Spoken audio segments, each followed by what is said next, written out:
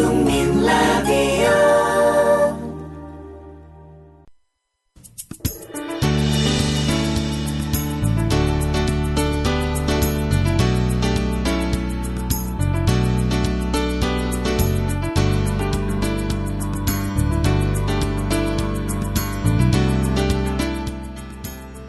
노혜경의 그 옆새 한참 윤동주에 관해서 이야기를 하고 있는 중이지만요. 어제 북한이 핵실험을 했습니다. 4차 실험이죠. 예, 그것도 그 원자탄이 아니고 수소폭탄이라고 하는 예, 그러한 이야기들이 발표가 속속되고 있습니다.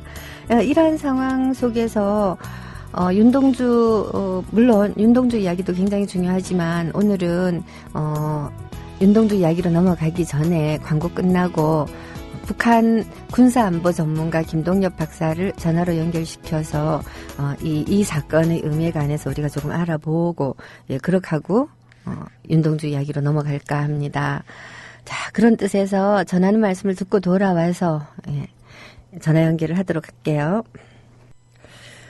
네, 1544 예, 어쨌든 국민대리운전 광고 잘 듣고 돌아왔습니다. 지금 그 전화로 북한 군사안보 전문가 김동엽 박사 연결되어 계신데요. 안녕하세요. 예, 안녕하십니까. 아이고, 예. 전화로 이렇게 그 라디오 방송에서 만나 뵙게 되니까 두 배로 반갑습니다. 저는 되게 안타깝습니다. 예, 왜요? 왜냐면 예. 아시다시피 제가 외모가 출중하기 때문에 외모가 나가야 되는데 외모가 못 나가요. 우리 저기 국민 TV 라디오뿐만 아니라 보이는 네. 라디오 또는 중계 방송 또는 또 이렇게 공개 방송 이런 것도 있는데 그때 또 한번 모셔야겠네요. 예, 알겠습니다. 예, 꼭 나가도록 하겠습니다. 외모가 예. 출중한 건 제가 인정합니다. 나이를 가늠할 수 없죠. 예, 저기 그 김동엽 박사님 사실 예. 어제 4차 핵실험이 되는 셈이죠? 예, 그렇습니다. 예, 4차 핵실험을 이제 갑자기 했다는 발표를 우리 정부는 까맣게 모르고 있는데 예. 거의 북한 측에서 발표해서 알게 된 거나 다름이 없지 않습니까? 그렇죠. 지진파를 보고 했지만 예. 그렇죠. 예, 근데 이거가 미국에서도 이번에는 몰랐던 건가요? 우리 측이나 북측이나 네. 이제 정보력에 대해서는 이번 사건으로 이제 의구심이 드는 건 사실입니다.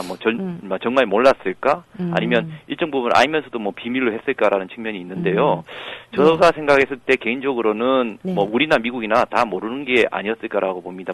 이제 앞으로 미국은 어제 보니까 비행기가 떴느니 말았느니 이야기가 있지만은 실질적으로 너무 몰랐다고 하면 쑥스러울 수 있으니까 어떤 측면에서 보면 좀 뒤에 네. 마치 안 것 같이 이야기할 수 있다고 보거든요. 그러니까 그런 측면이 이제, 있어서 미국은 제가 정확하게 말씀드리기는 어렵고요. 네. 우리 측면은 저는 단정하기는 어렵겠지만 네.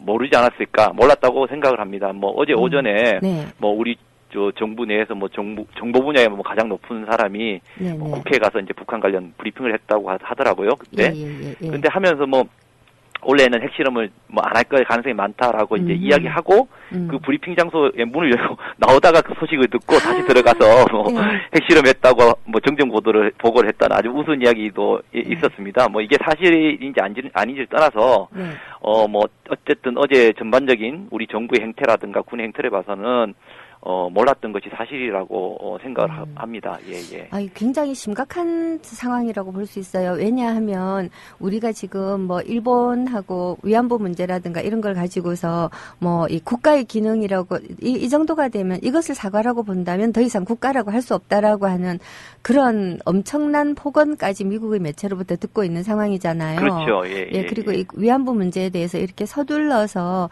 온 국민이 이해하기 힘든 그런 식의 봉합을 하려고 한 이유가 결국은 한미일 군사동맹으로 나아가기 위해서 이 마찰의 소지가 되는 부분을 빨리빨리 털고 가자는 미국의 압력이 있었다라는 그런 얘기들도 파다하거든요. 이러한 상황에서 한미일 군사동맹으로 간다라고 하면 굉장히 중요한 상대편이라고 할 수 있는 이 북중러 그 군사동맹이 또 예견되는 거잖아요. 근데 그 북에 대한 정보가 이렇게 없어가지고 무슨 동맹을 하는 겁니까? 그러니까 이제 사실은 이번 같은 경우 핵실험만 단정적으로 이야기할 거는 아니지만 저는 이제 몰랐다는 측면도 중요한데요. 다른 측면, 그러니까 단순히 몰랐다고 이제 하는 것뿐만 아니라, 예. 왜 그러면 우리가 모를 수밖에 없었느니 그 이유를 알아야 될 것 같거든요. 예, 그렇죠. 근데 가장 큰 이유는 첫 번째는 방심이라고 생각해요. 방심. 예. 이제 뭐냐면, 북한을 제대로 보려고 하지 않고, 이제 지금 이번 북한 핵실험만 놓고 보더라도 지난 당창건 70주년 행사가 있었잖아요. 네네. 그러면서 이제 중국의 유인산이 왔다 갔고, 또 상당 부분 뭐 북중 관계가 좋아지고 있는 상황이고, 또 북한이 그 이어서 바로 제7차 당대까지 한다고 했기 때문에, 뭐 경제적으로 북한이 뭐 돈도 필요할 것이다라고 생각을 하고, 네. 그런 북한이 국제사회 지원도 필요한 북한이 과연 핵실험을 할 것인가?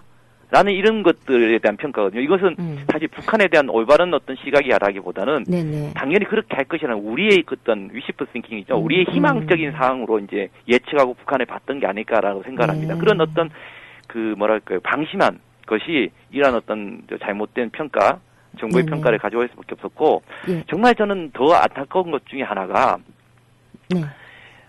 우리 사회가 갖고 있는 북한을 보는 시각이에요. 네. 벌써 이제 우려스러운 건데, 네네.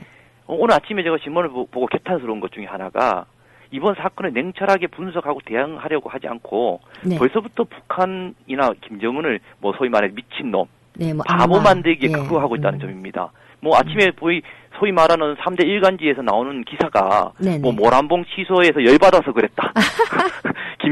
김양건이가 죽은 게 이번 핵실험을 반대해서 군부가 죽였다. 뭐 소위 이런 것들, 이런 식의 이 보도들이 가감없이 나오고 있거든요. 근데 예. 이런 보도들이 단순히 언론의 매체들이 아니라 네. 심지어는 소위 전문가라는 사람들의 말을 통해서, 저도 이런 얘기를 스스로 하기가 좀 부끄럽긴 하지만은, 네네. 소위 전문가의 입을 통해서 나오고 있다는 게, 예. 정말 저는 이걸 용감한 북맹이라고 표현합니다. 용감한 북맹. 예. 그러니까, 뭐, 노맹도 있고 무슨 우리 맹자를 많이 쓰는데, 문해맹도 있고, 예. 그렇죠. 그러니까 예. 용감한 북맹이 판치는 세상이기 때문에 제대로 된 대북 정책이 이루어질 수 있거나 만들어질 수 없는 상황이에요. 예, 그 참 걱정되는 상황이네요. 그러니까 그렇기 때문에 예. 이런 상황에서 뭐 아까 우리 노 박사님께서 말씀을 하셨지만 뭐 북방 삼각 남각 삼각 뭐 이런 문제를 떠나서 어쨌든 네. 잘못된 정보를 갖고 있기 때문에 우리가 또 잘못된 어떤 동맹 체제, 잘못된 뭐 대외 관계, 판단, 관계를 할 수밖에 없다고 봅니다. 예, 사실 이 북핵 이 수소폭탄 문제로 해 촉발되어서 다시 한번 우리 내부의 이 북맹 문제를 확인하는 좀 씁쓸한 상황을 맞고 있습니다만은 그럼에도 불구하고 차분하게 좀 분석을 해볼 필요가 있습니다. 예, 그렇죠. 사실 이 수소폭탄을 터뜨렸다라고 하는 것은 그 자체로서는 굉장한 군사 무기이기는 하지만 북한이 왜 그랬는가 하는 것에 관해서는 여러 가지 시각이 있을 수 있잖아요. 그렇죠. 지금 말씀처럼 한마디로 김정은이 웃긴 놈이다. 그런 차원으로 접근해가지고서는 이 북한이 이 어마어마한 수소폭탄 실험을 왜 했는가를 우리가 전혀 알 수가 없게 되죠. 예, 그렇습니다. 그런 뜻에서 김정은이라고 하는 젊은 지도자가 무엇 때문에 말씀처럼 이렇게 돈도 필요하고 뭣도 필요하고 국제사회가 방심할 만한 여건 속에서 이러한 실험을 강행했던가 하는 거를 조금 분석해 볼 필요가 있을 것 같아요. 예, 그렇습니다. 네. 의도적인 측면에 보면 네네. 크게 이제 두 가지로 나눌 수가 있는데요. 네. 대외적인 요인과 대내적인 의도 분석이 가능하다고 봅니다. 근데 제가 보기에는 많은 분들이 이번 핵실험 또 핵이라는 것들이 갖고 있는 어떤 것이 네. 대외 카드다라는 데 이제 이야기를 많이 하시거든요. 아마 이번 분석, 이번 분석, 특히 미국이죠. 미국을 상대로 하는 것이다라고 이야기하기 때문에 제가 이제 쭉 기사들을 보고 분석 기사를 보면 상당히 그나마 합리적인 분석, 의도 분석, 아까 말씀드렸듯이 모란봉 취소하고는 이제 차원이 다르죠. 그나마 이제 합리적인 분석, 의도 분석이라 할 수 있어서 핵실험이 미국의 오바마를 협상 테이블로 끌어들이기 위한 것이다라는 분석에 대해서는 저 나름대로 긍정적이 있습니다만은 그 점에 대해서는 저는 의문입니다, 사실은요. 그러니까 대부분의 북한의 핵실험에 관한 우리의 거의 이렇게 정설로 되어 있는 판단은 미국을 북미 협상의 테이블로 끌어넣기 위한 일종의 이 도발이다, 그런 것들이잖아요. 그렇죠. 그런데 김동엽 박사님은 이번 수소폭탄 실험을 그거와는 조금 다른 차원에서 보고 계신다는 거죠? 그렇습니다. 이번 같은 경우는 좀 차원이 다르고요. 예전에 2006년부터 2009년, 2010까지 이어지는 과정의 핵실험들은 상당 부분 어떻게 보면 미국에 이제 던지는 메시지라든가 협상 테이블에서 뭔가를 얻어내기 위한 협상 카드로서의 충분한 게 있었습니다. 물론 이번에 것도 그러한 어떤 대외적인 협상 카드라든가 이런 것 미국과 무관하지는 않습니다. 그러나 잘 생각해 보면 원래 2016년은 별로 이 협상이 이루어질 수 있는 상황이 아니라는 거죠. 아, 어떤 뜻에서요? 가장 중요한 것은 미국이 원래 대선이거든요.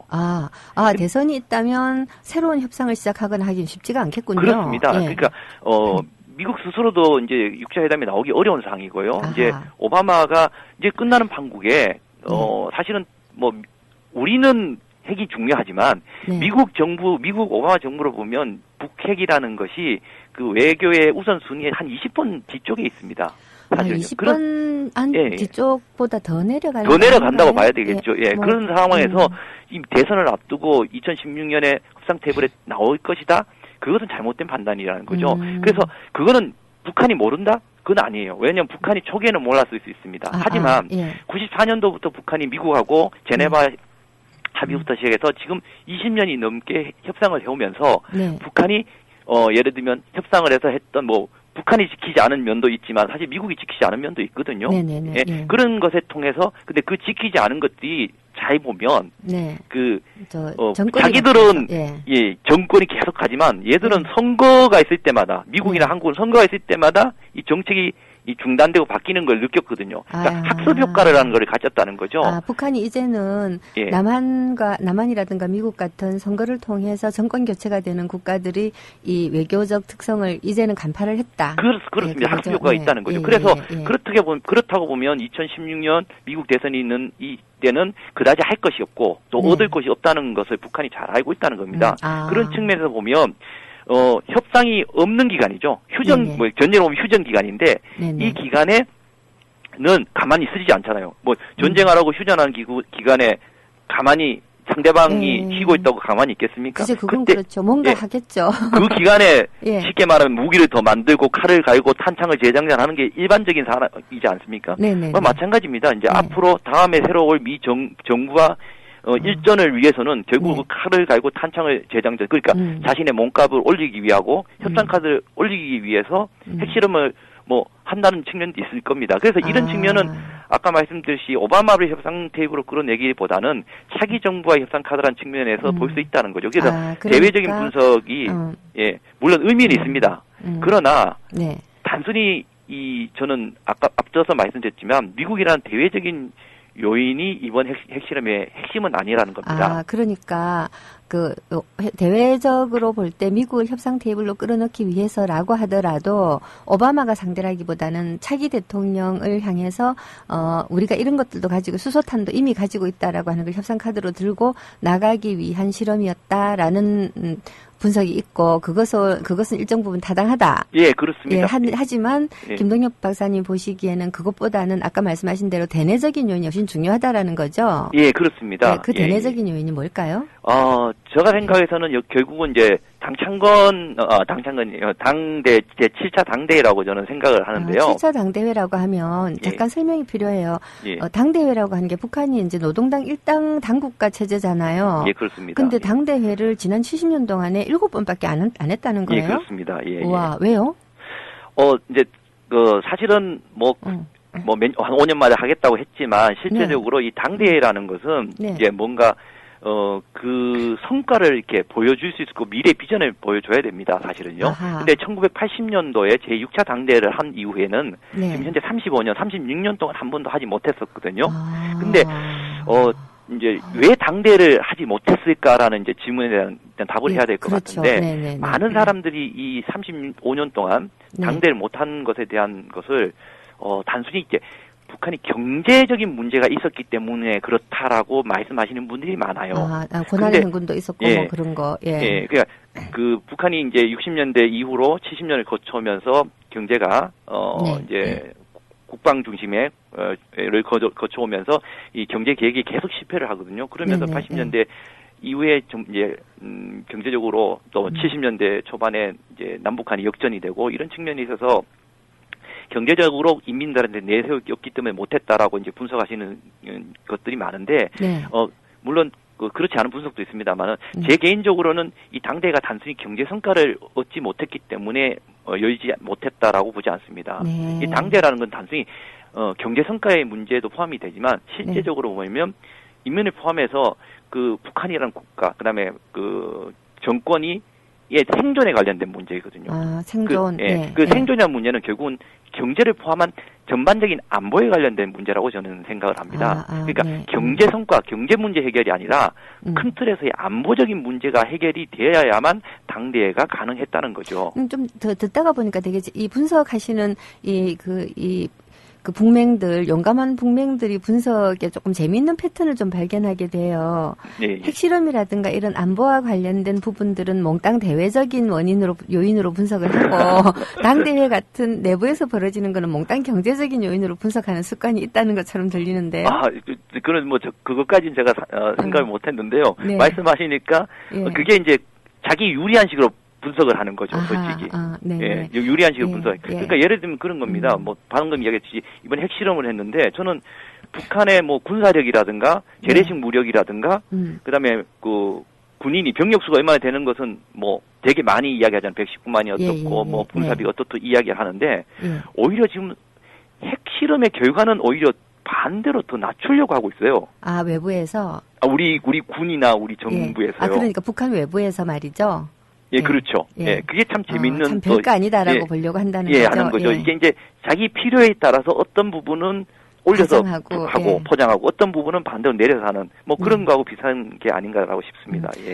근데 이제 그 핵실험이라고 하는 것이 대외적인 요인도 물론 있겠지만 지금 현재 시기적으로나 모든 대외 여건으로 볼 때 북한이 굳이 미국을 협상 테이블로 끌어내기 위한 4차 핵실험을 했다고 보기에는 석연치 않은 부분이 너무나 많다. 그런 말씀이시죠. 그러면 김동엽 박사님께서 판단하시는 이 대내적인 요인, 김정은은 왜 이 시기에 핵실험을 했을까라고 하는 걸 분석을 좀 해주셨으면 싶습니다. 앞서 말했듯이 이제 당대회가 그런 경제뿐만 아니라 안보에 경제를 포함한 안보적인 영향이 필요하기 때문에 이번 당대회 역시 그러한 어떤 경제 안보의 두 가지 문제를 다 해결을 해야 된다는 측면입니다. 그래서 개인적으로 이 제7차 당대회는 경제적인 획기적인 것도 있지만 안보 문제도 해결하기 때문에 가능하다는 측면이죠. 그게 바로 지금 김정은이 나와서 이야기하고 있는 핵하고 그러니까 경제 및 핵무력 경제 병진 노선이라는 이 두 가지 측면하고 같이 가고 있다고 생각을 하거든요. 그러니까 김정은이 아버지로부터 3대 세습을 받고 나서 우리의 앞으로의 국가 정책은 핵과 경제, 이 병진적인 노선이다라고 얘기를 했었잖아요. 그렇습니다. 근데 이게 약간의 변화가 있는 것 같다는 말씀이세요? 이제 그 전체 틀에서는 경제 및 핵무력 병진 노선이 그대로 가겠지만 결국 이런 겁니다. 아까 말씀드렸지만 당대를 하기 위해서는 안보 문제도 해결해야 되고 경제 문제도 해결해야 되는데 우리가 이제 너무 경제 이야기만 많이 하시는데요. 당대를 하기 위해서는 인민들한테 내가 당대를 하고 난 다음에 이렇게 하겠다가 아니라 당대를 하는 기점에 벌써 인민들한테 이 정도 내가 됐어라는 걸 보여줘야 된다는 거거든요. 그러면 안보 문제 안보 문제도 예를 들면 우리가 그 당대를 성공적으로 열기 위해서 100이라는 점수가 필요하다면 안보 문제도 한 50점의 점수가 필요하고 그다음에 경제도 50이 필요한다는 거죠. 근데 당대는 단순히 그 100이라는 것이 지난 한 10월 달이니까 한 7개월 전에 당대를 하겠다고 발표를 한 시점은 그 100이라는 게 완성된 건 아니고요. 제가 봐서는 양쪽 다 뭐 예를 들면 30 정도를 마련해 두었다는 거죠. 그러니까 안보적인 측면에서도 30, 이것도 30에서 한 60점 정도의 디테일을 만들어 놨지만 나머지 남은 7개월 동안 이제 이 부족한 부분을 채워서 당대를 성공하겠다라는 부분이 있거든요. 그래서 지난 1월 3일인가 보면 북한이 속도전을 이야기합니다. 속도전이요? 속도전은 결국은 경제적으로 동원을 해서 이 부족한 아까 말씀드렸지 그 당대가 되기 전까지 경제 분야를 또 그 성과를 끄집어 올리겠다는 소리거든요. 그러면 제가 봐서는 북한의 지금 이 제한된 능력이라 자원이라든가 경제를 영향을 봐서는 정말 그 부족한 부분을 완전히 채울 수 있을 것인가라는 측면에서는 약간 의구심이 있습니다. 아까 말씀드린 그걸 수치로 표현할 수 없지만 30에서 부족한 20을 다 채우기보다는 많이 노력해봐야 5에서 10까지밖에 못 채운다는 거죠. 그런데 이 안보 부분에 대해서는요. 이제 어제 그 북한이 발표도 했지만 자위력에 관련된 부분이거든요. 자위력. 왜냐면 북한이 제일 무서워하는 것은 뭐 이런 얘기하면 그것은 결국은 이라크 전쟁에서도 경험을 했지만 북한에 대한 미국의 공습이라든가 이런 것들을 두려워할 수밖에 없어요, 사실은요. 예. 그러니까 어제도 이야기했지만 우리를 어느 누구도 네. 공격할 수 없는 모습. 그러니까 핵을 갖고 있기 때문에 우리가 제2경 능력이라고 하는 거거든요. 네네네. 그러니까 그것이 쉽게 말하면 안보가 있다는, 안보에 우리 자신감을 보여주는 거거든요. 네. 결국은 핵실험을 한번 함으로 인해 가지고 네. 아까 말씀드렸듯이 좀 전에 말씀드렸듯이 안보 부분에 대해서는 부족분 20을 거의 다 메꿀 수 있다는 거예요. 아, 그러니까 네. 말하자면 우리가 핵을 가지고 있어서 말하자면 공격당했을 때 보복할 수 있는 역량이 생겨 있기 그렇죠. 때문에 네. 우리를 건드릴 수 없다라는 거를 인민들에게 발표하기 위한 핵실험이었다. 저는 그렇게 생각합니다. 그러니까 어제 이제 발표를 할 때 보면 상당 부분 미국에 대해서 비난하고 떠들고 미국 때문에 우리가 핵실험했다 이런 식으로 이제 이야기를 함으로 있어서 그 액면 그대로 보면 마치 핵실험 본질이 미국 때문이고 미국을 목표로 하고 있다고 생각하기 쉬운데요. 네. 사실 재밌는 건 뭐냐면 북한이 발표하는 방송을 우리도 보고 미국도 물론 보겠지만 결국 북한의 신문과 북한의 방송은요. 북한 인민이 보고 있다는 점이에요. 그렇죠. 그래서 그 발표는 네. 미국에 향하는 화살이라기보다는 그거에 네. 앞서서 되네요. 인민들한테 네. 보내는 목소리입니다. 사실은요. 사실 그 점을 간과하면 우리가 북한에 대해서 언제나 맹이 될 수밖에 없는 그렇습니다. 거죠. 예, 맨날 말로는 적대적 공생관계다라고 말을 하면서도 어떤 식으로 공생이 이루어지고 있는가 하는 것도 모르는 거네요, 우리가. 그렇습니다. 예. 그래서 종합적으로 말씀드리면 네. 핵이 있어서 미국의 일이 당당하게 얻을 수 있다. 예. 인민들 걱정하지 말고 경제 발전과 생활에 매진하자. 네. 이거거든요. 그래서 네. 제가 단정적으로 말씀드리기 하지만은 네. 그렇게 해야만 당대회 때 가장 중요한 게 인민들한테 미래 비전 그리고 지난번에 당대회 할 때 경제 관련해서 획기적인 네, 네. 계획을 발표하겠다고도 지난 10년사에서도 얘기했잖아요. 네. 미래 비전을 이런 비전을 발표를 하기 위해서는 아까 앞서 말씀드렸듯이 우리가 핵이 있으니까 미국한테 이렇게 당당히 떠들 수 있고 인민들 걱정하지 말라는 안보적 차원에서의 이 자신감이 있어야 되는 거거든요. 그래야만 네. 가능한 것이고 결국은 당대를 기점으로 이때까지 가져왔던 핵무력 경제 병진 노선이 아니라 네. 이름은 그대로 갈 거지만 네네. 저는 나름대로 북한이 핵무력 완성 네, 네. 경제 올인 노선으로 가는 게 아닌가. 예. 굳이 말한다면, 그런, 동감이 가는 분석입니다. 약속된 시간이 다 되기는 했지만 잠깐 더 여쭤봐도 될까요? 그렇습니다. 사실 7차 당대회를 앞두고 북한이 이 체제나 제도 변경도 아마 대대적으로 할 것 같다라고 하는 전망들이 있잖아요. 그 이제 7차 당대 앞에 4월 달에 최고인민회의 맞습니까?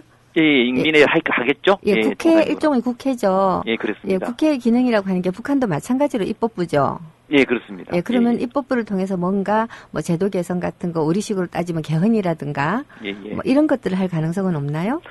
가장 가능성이 있는 부분은 이제 헌법을 바꾸는 부분인데요. 네.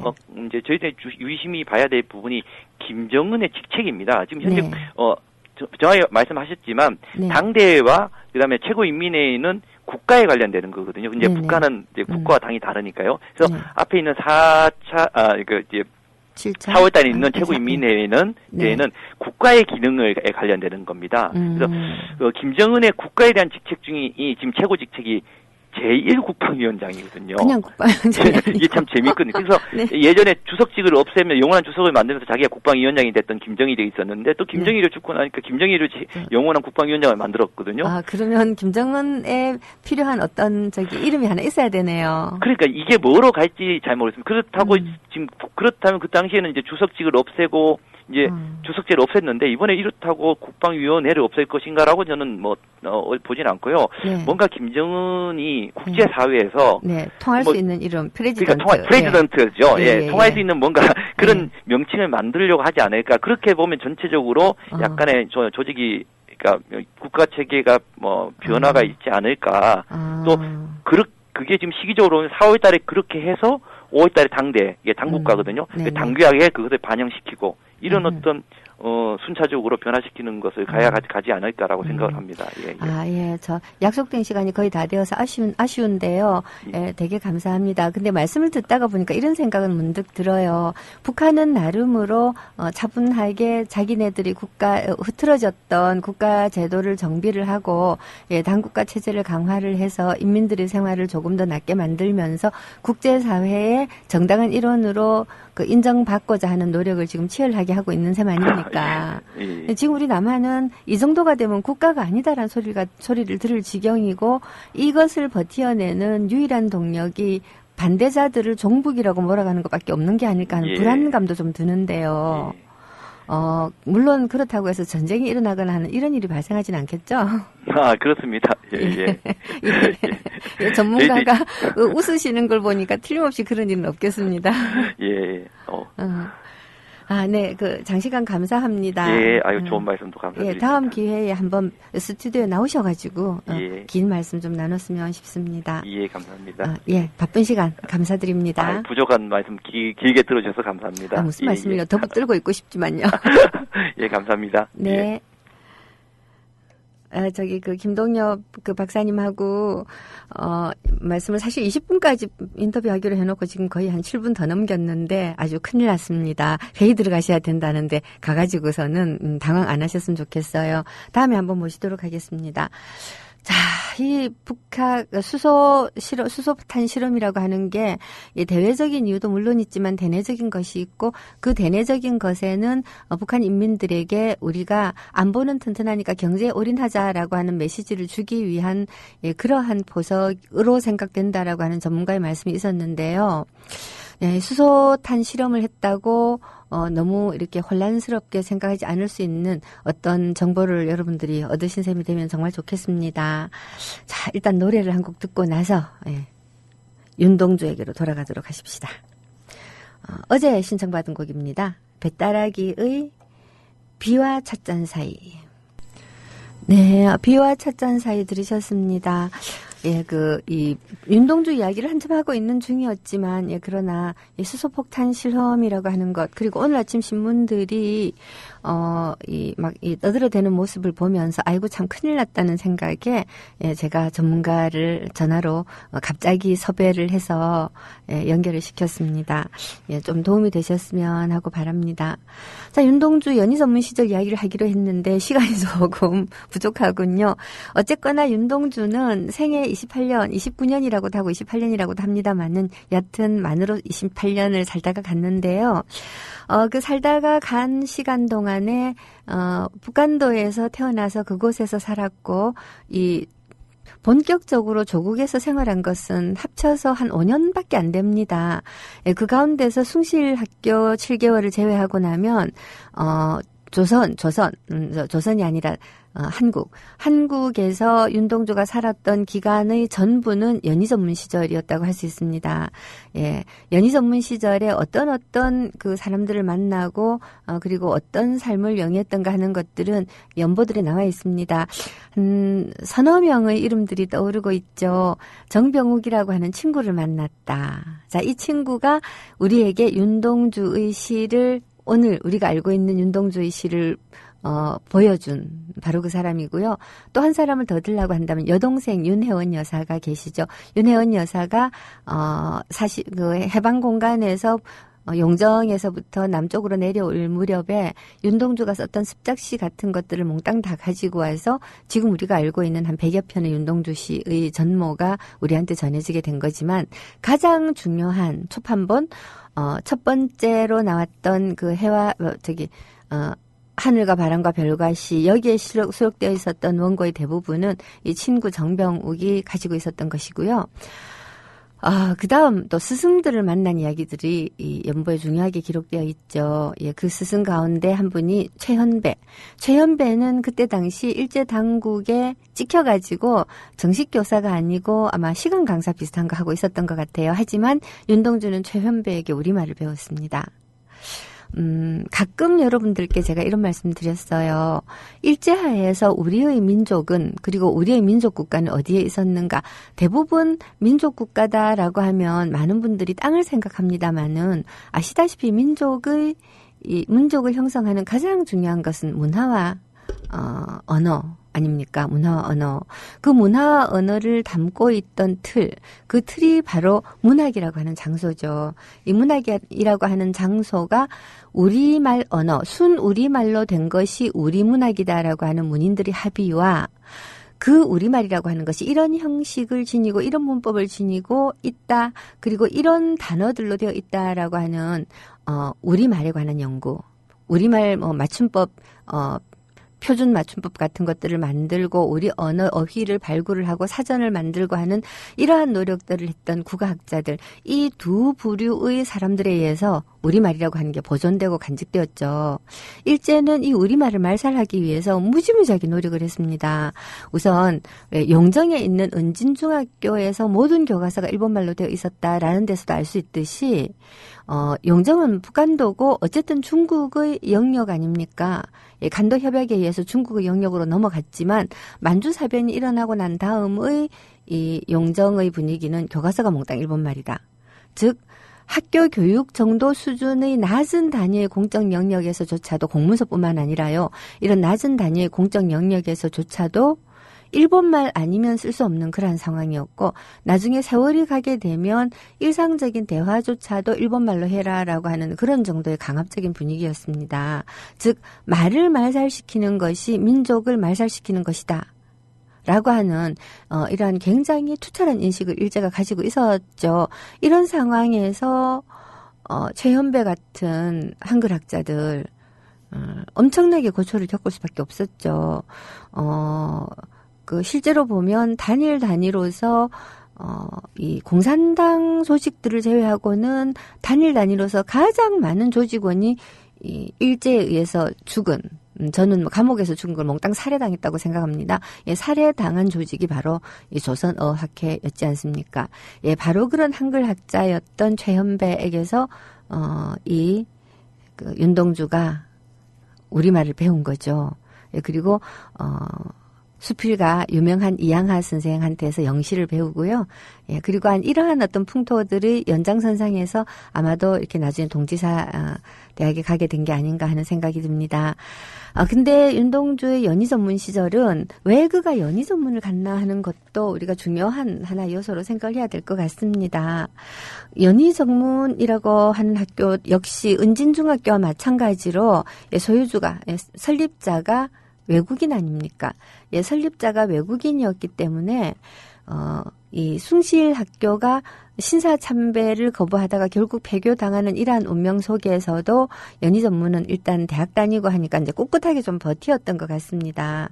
예, 일단 이 시기에 기독교계 학교들 가운데에서도 조선인이 목사였던 사람들이 신사참배를 굉장히 많이 했던 데 비해 가지고 외국인들이 소유주였던 학교들은 신사참배를 좀 오랫동안 거부를 했거든요. 자, 그러다가 보니까 연희전문도 바로 그런 학교들 중에 하나였고 바로 그러한 점 때문에 윤동주가 연희전문으로 진학했을 가능성이 굉장히 있습니다. 예, 이런 연희전문 이 연희전문에서는 말하자면 말씀드렸듯이 이양하 선생이 있었고 최현배 선생이 있었고 그리고 이제 백낙준이니 정인섭이니 등등 이렇게 쟁쟁한 사람들이 교수진이었기 때문에 윤동주로서는 어쩌면 식민지 청년으로서 받을 수 있는 최고의 교육을 받으면서 이 학교를 다녔다라고 생각할 수 있죠. 그러니까 윤동주가 그러니까 용정을 떠나서 평양까지는 7개월 동안 내려와 봤는데요. 서울이라는 곳에 발을 디딘 최초의 순간이 바로 이 연희전문 입학시험 치론 그때입니다. 한마디로 말해서 윤동주는 정말 변방의 시인이었다고 할 수 있습니다. 변방의 시인 윤동주.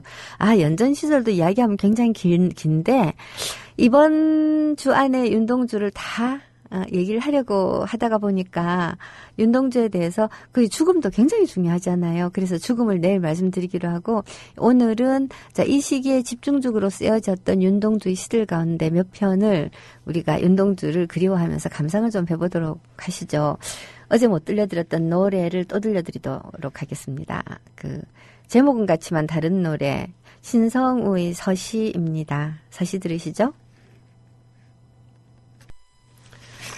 네, 신성의 서시를 들어봤습니다. 이제 윤동주의 연희 전문 시절은 연희 전문이라고 하는 학교가 일제 말기 이 30년대 후반에 가지고 있었던 위상과 결부시켜서 볼 때 연희 전문 이외의 다른 학교로 윤동주가 가려고 하지 않았을 것이다라고 하는 건 굉장히 분명한 것 같습니다. 선생님들뿐만 아니고 학생들도 이 연전이 지니고 있는 어떤 비록 외국인들이 설립한 학교여서 일제 아주 강압적인 이 무도하고 강압적인 횡포로부터 딱 1mm 옆으로 떨어져 있긴 했지만 그래도 이 식민지의 학교들 아닙니까? 이러한 식민지의 학교라고 하는 고통스러운 환경 가운데서 정말 숨구멍이 손톱만큼 있는 학교. 그래서 많은 나라를 걱정하고 어떻게든 독립을 이루어보려는 젊은이들 가운데서 이 총칼을 들고 만주벌판으로 나아가지 않고 공부를 통해서 해보자라고 하는 젊은이들은 이쪽으로 와서 공부를 했다라고 저는 좋게 생각을 합니다. 자, 이 연전에서 윤동주는 시를 몇 편 쓰게 되는데요. 어떻게 생각하면 그가 1940년대 초반에 졸업을 하고 일본으로 건너간 다음에는 바로 잡혀가지고 거의 한 1년 넘게 감옥살이를 했기 때문에 윤동주가 시를 썼던 그 시절 가운데 상당 부분의 시들이 이 시기에 쓰여진 걸로 봐야 되겠죠.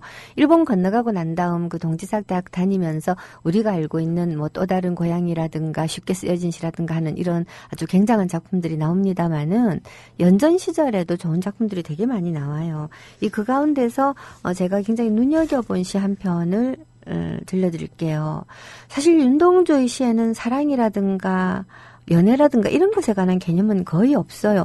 심지어 시 안에서 사랑도 한번 해보지 못했다라는 구절을 쓸 정도로 20대 초반의 젊은이의 마음속에 우리가 상상할 수 있었던 어떤 종류의 로맨스의 감정이라든가 이런 거는 거의 나타나지를 않죠. 그런 것들이 나타나지를 않는 이유를 느끼게 해주는 시 한 편이에요. 자, 제목은 슬픈 족속이에요. 슬픈 족속.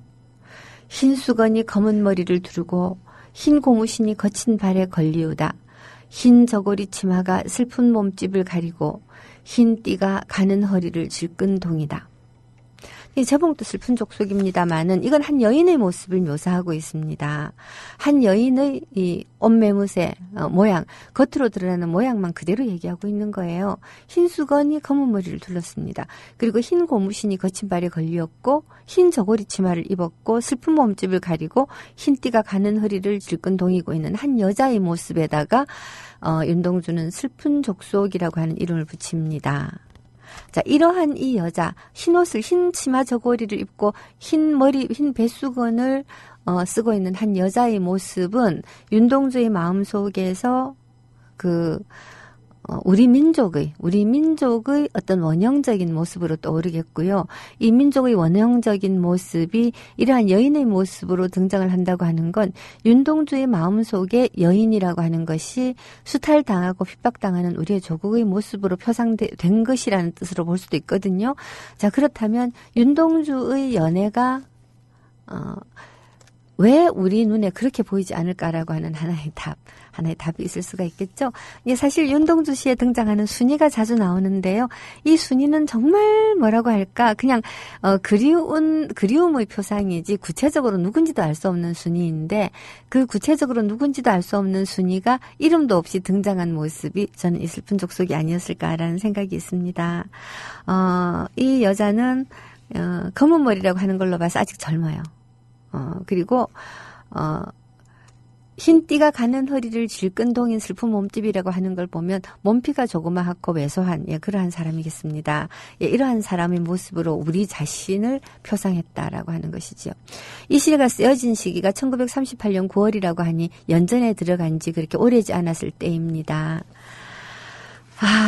이야기를 하다가 보니까 연전 이야기 제대로 하지도 못한 상태에서 시간이 가버렸어요. 여유가 있으면 내일 조금 더 하도록 하고요. 어쨌거나 연희 전문이라고 하는 곳으로 진학을 했다라고 하는 건 윤동주가 우리 민족들의 그 중심 지역이라고 할 수 있는 서울로 와서 그 서울 가운데서도 중심적인 학교라고 할 수 있는 연희 전문에 다니면서 나는 누구이고 나는 어떤 민족이며 나는 이러한 언어를 가지고 있는 어떤 시인인가 라고 하는 자기 자신의 다짐을 아주 잘 갈고 벼리고 한 그러한 그 젊은 시기가 아니었을까 하는 생각이 듭니다. 정말 청춘이었죠. 22살에 연희 전문을 들어왔어요. 진짜 청춘. 이 22살짜리 청년에게 연애에 관한 갈망이 없었다라고 하는 건 좀 놀라운 일이 아니었을까라는 생각도 좀 듭니다. 그러나 또 한편 그만큼 시대의 엄혹성을 윤동주는 몸으로 느끼고 있었다고 할 수도 있겠어요. 80년대에 이 운동권 학생들, 그때 당시 386 학생들 가운데서, 정말 그 연애에 관한 생각을 이런 식으로 하는 사람들이 생각보다 많았어요. 나중에 보면 이제 그러다가 서로 결혼을 해가지고서는 뭐 가정을 이루고 살면서 386 부모가 된 분들도 많지만, 그 한참 이 피 끓는 20대 청춘, 20대 초반의 청춘일 때, 연애할 시간이 어딨어? 연애할 정신이 어딨어?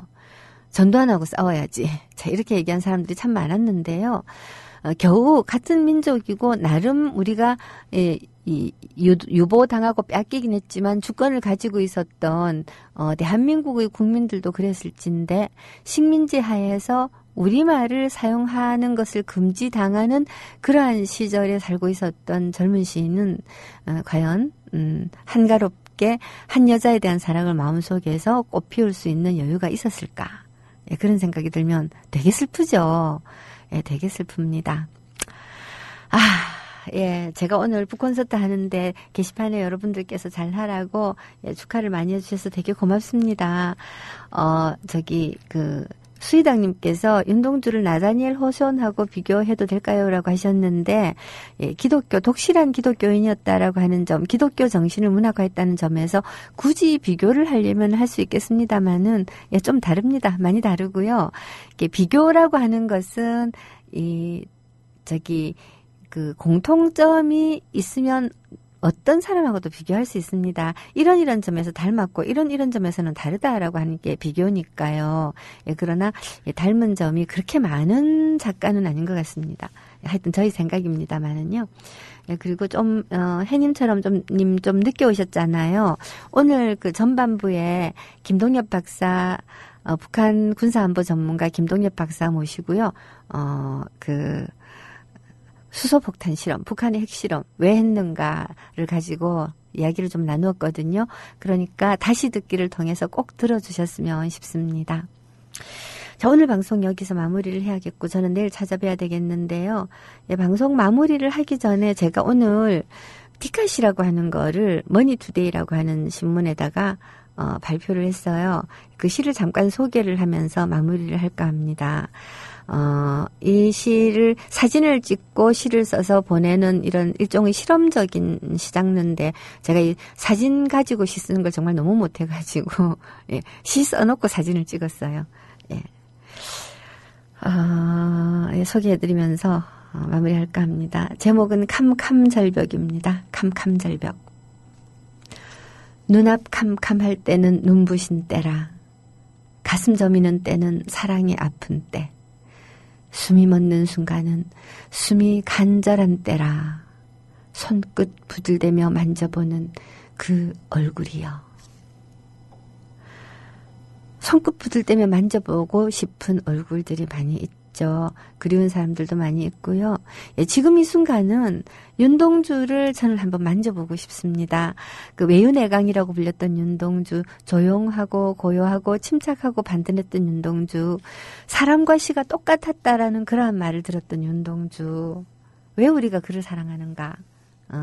그가 민족 시인이었기 때문만은 아니고 그런 사람이 민족 시인이었다는 사실이 저는 좋은 겁니다. 예, 그 민족시, 민중시를 쓴다고 해서 다 인간으로서 훌륭하고 위대하다고 할 수 없지만 윤동주는 사람과 시가 똑같았다라는 얘기를 듣는 사람이었고 그가 그러한 사람이었기 때문에 그러한 시인이 될 수 있었다고 저는 생각을 하거든요.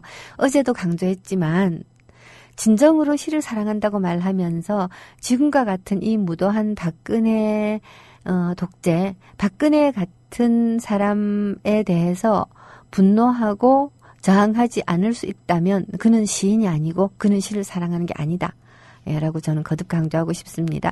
진정으로 시인의 마음이라고 하는 것은 시라고 하는 형태를 잘 써내는 사람이 아니라 시인으로서의 삶을 살아갈 수 있는 사람이지요. 그리고 시인으로서의 삶을 살아갈 수 있는 사람이 쓰는 것만이 저는 시라고 생각을 하고 그 시는 우리 그 삶 속에서 인간에게 정말 잔인한 행위를 하는 모든 것들에 대한 저항의 마음을 담고 있어야 된다고 생각을 합니다.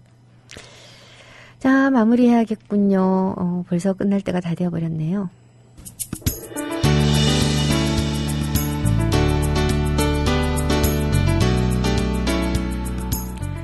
노혜경의 그 엽새 윤동주 편 내일은 연희 전문 얘기할 수 있는 여유가 있는지 모르겠지만 그의 죽음에 관해서 본격적으로 얘기를 해보도록 하십시다. 내일 뵙겠습니다, 여러분.